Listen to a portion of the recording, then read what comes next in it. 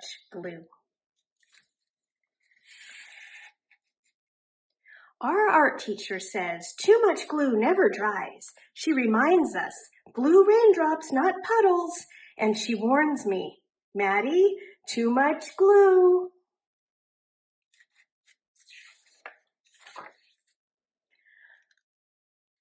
But my dad and I love glue. At home, we make glue glasses, glue mustaches, and even glue bouncy balls.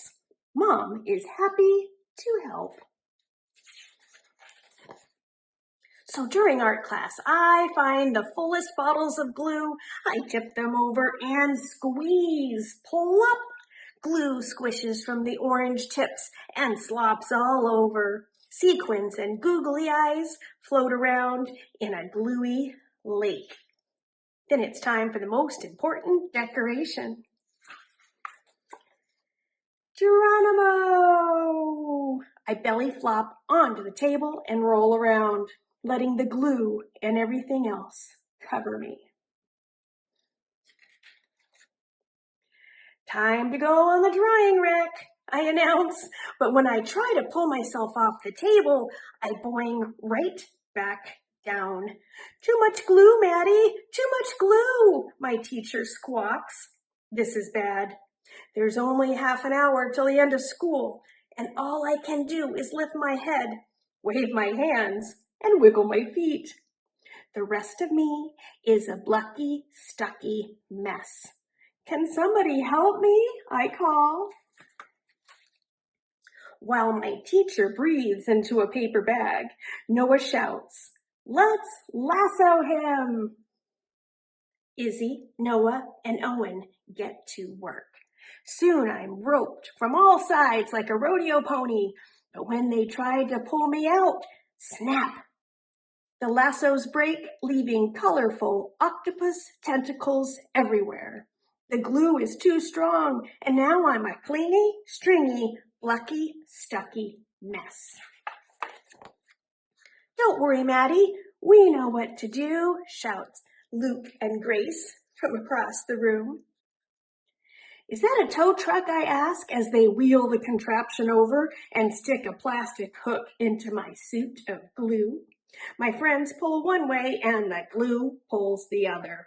Creak, click, creak, click, until kaboom! The tow truck explodes and plastic bricks rain all over. Now I'm a clicky, bricky, clingy, stringy, blucky, stucky mess. The school nurse bursts in and checks my temperature. 98.6.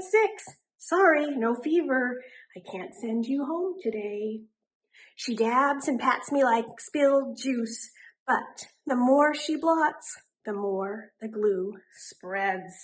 Soon I'm a melted mommy, clicky, bricky, clingy, stringy, blucky, stucky mess. Then the principal comes in. He takes one look at me, sticks a note on my belly, and leaves. Seeing my teacher huffing and puffing like a train gives me a great idea. I whisper it to Haley and Owen. The final bell rings, and everyone freezes, except Owen and Haley. It's the biggest one we could make, they shout, furiously flapping a huge paper fan at me. Then, just as I'm thinking I'll be a note on my tummy, melted mommy, clicky bricky, clingy stringy, blocky stucky glue boy for the rest of my life, my plan works. Something my teacher said could never happen, happens. The glue dries. But I'm still stuck, and now I hear footsteps. The door starts to open. My father and some other carpool parents walk in. Dad comes closer and inspects me. Then he peels me off the table. Glue, yarn, bricks, and all. He spins me around. No one makes a sound. Then Dad smiles. Matty, you're a masterpiece. He holds me up for everyone to admire. My friends all cheer. Hooray! The car ride home is interesting. Mom is speechless when Dad brings me in the house, but he knows just what to do. Well, kiddo, Dad says, some beautiful things only happen once, and this is one of those things.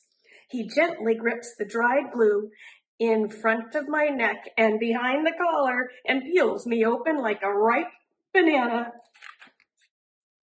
Now it's Dad's turn to glue, and he seals up the sides of the me-shaped work of art. I bet it would take all the glue in the art room to make a U-shaped work of art, Dad, I say. Dad laughs. Then he glues a big magnet to the back of my project and hangs it on the fridge. During dinner, we sneak peeks at my masterpiece. And after dinner, we take the principal's note very seriously.